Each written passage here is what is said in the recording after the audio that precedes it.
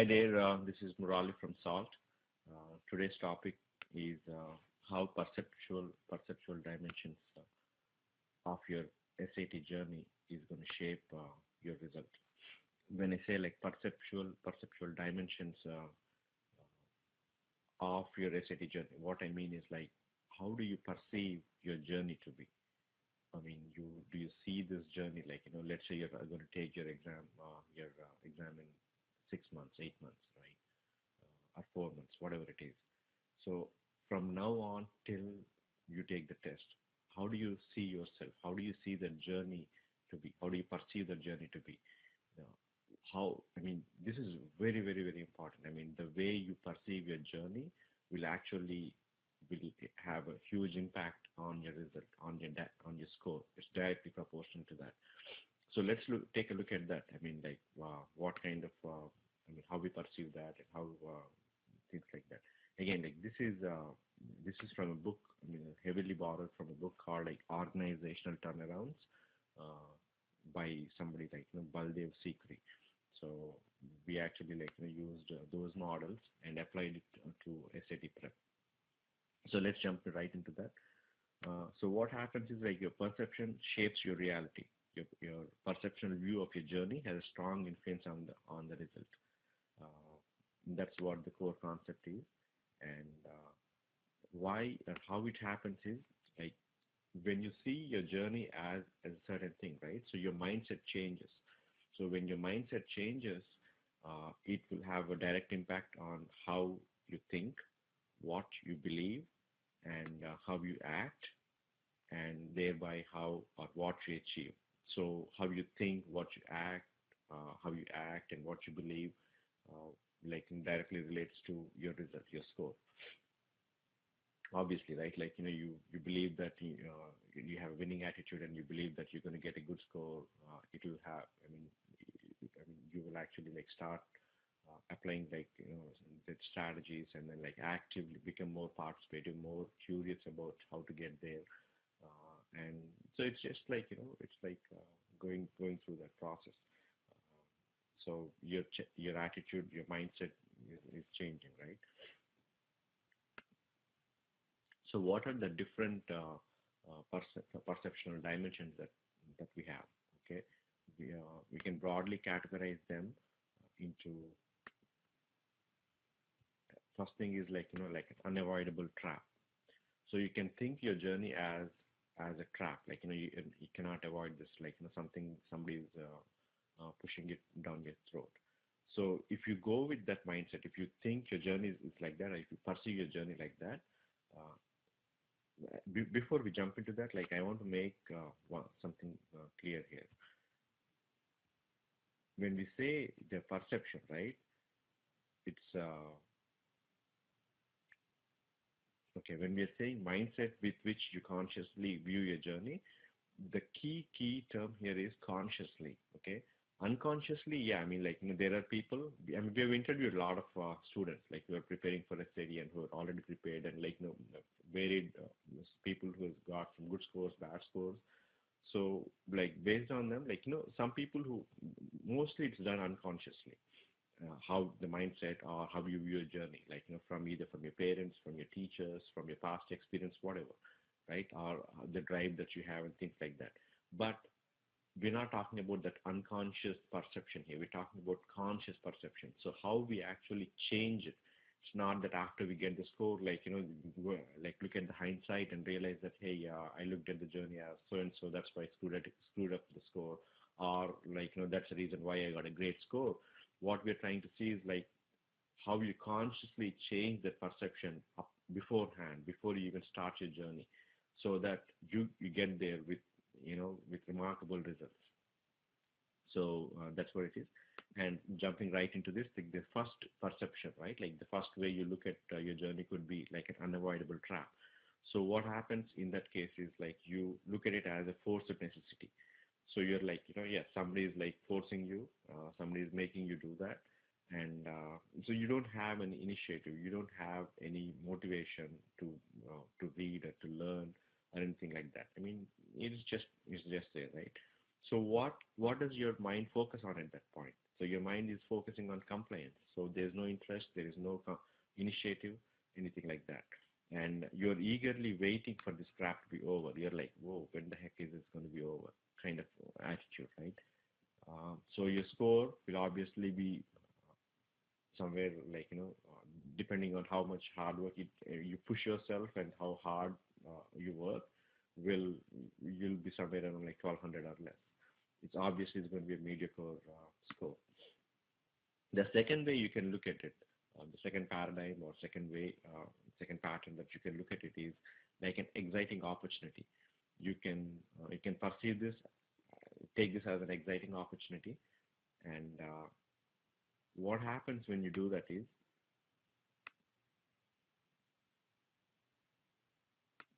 it stimulates your interest.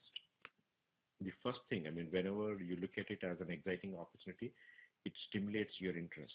So you become curious, right? And it increases your self-esteem. And also you're excited to learn in this case, right? So you become more participative. So in this case, like when you perceive it as an exciting opportunity, you'll have more interest and more curious, and you'll become more participating in that, and you'll find your mind is now active, trying to learn and trying to find easier ways and trying to apply the tools or strategies to get a better score. And obviously it's a loop, right? It becomes into a positive loop, and that will increase your self-esteem once you start seeing the results, and so it will increase your self-esteem. So your score will be up to like 1600 or so. I mean, because you're learning, you're like applying and things like that. So there are multiple other factors which will affect your score, but on this scale, putting everything else not changing, right? So you'll be around like 1600 or so. The third way you can look at your journey is like an essential mission. So you look at it as something that is very, very core and fundamentally important for you.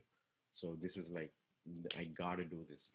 So it's kind of like, inside you. That's what it becomes your core mission. So when something like that happens, right, the first, your mind is committed. When you perceive it like that, so your mind is now committed. So it's not just to learn, not just an eagerness or a curiosity or like this participative mode. Now it's committed to get that result. So commitment is nothing but a mixture of like your desire, your determination, your discipline. Guys, I don't want you to go into this mode of like, yeah, we know that you have to be committed, you have to be disciplined, you have to have the desire, and you have to work hard. Yeah, we know all that. So there is we're trying to find a pattern, and then consciously, or how do we apply this? So stay with me for a few minutes here. Okay, so basically when you go into this mode of when you see your journey as an essential mission, now you're committed. The commitment comes into picture. You have a desire, you have determination, and you have discipline to go and get this done. So what happens is your task becomes necessary for your welfare. So you are perceiving the journey as like an essential mission. So the task now becomes like very, very essential for your welfare. So when it becomes crucial for your welfare, you're on it. You are going to do it. When it becomes like, oh yeah, I mean, it's okay kind of thing, yeah, you're not like so motivated to it. But now in this case, yeah, this is important for your welfare. If that's a mindset you go into this, you'll find time. You will go get there. You'll go get it. Right? So you become more involved, and you come up with a winning attitude, and your score jumps to 2100. You'll have a great result. 2100 or more, depending on how you apply the knowledge and things like that. So that's a third mindset that you can get into, an essential mission, right? The fourth one is something like an adventurous quest. So now the key is like not just commitment, right? You're actually like coming up and saying that this journey could be an adventurous quest for a meaningful purpose. So this is like you're changing the entire game.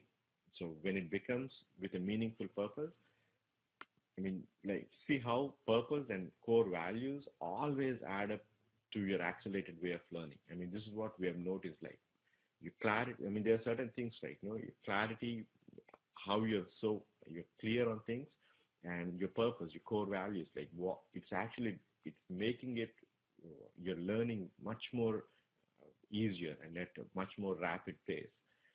So we are changing underneath, like, so once you come up with that and like a quest, I mean, like, for certain with a certain purpose in mind. So you're not just committed now you have a passionate dedication. So this, like, it takes it to the next level. So now you're playing the game with both your mind and heart. So this is like the cream. I mean, this is like, from good to great. Now this is where your greater, this is where your greatness comes into picture. So your score could be like, 2200 to 2400. So basically you are, if you make it like an essential mission, you're good. You're up to 2100 or something like that. The score will jump to right there. And if you add purpose to it and you're like, you become like passionately dedicated to it. So if that is what, if that's your core purpose, that's your core value in life, then you're there. Your 2400, your score will be like, boom, right there. So these are the different mindsets that you can see your journey as, and like we said, right, like how you see your journey is directly proportional to your result.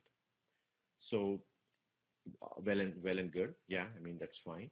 But how do we apply this to to ourselves, and how do we make this journey? Remember, like we said, it's not unconscious. Yeah, I mean, like somebody who's got like 2400 go, like 2300, like looks in the hindsight and like told us, yeah, I mean that's how I saw that.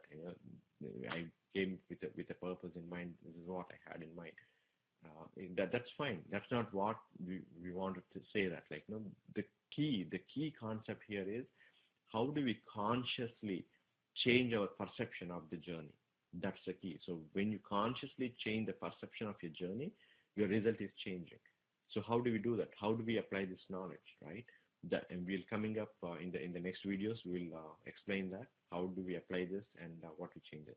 But before we jump into that, we want to explain you what or how this is all working, and the application part of it will come in the next videos. That's it, folks.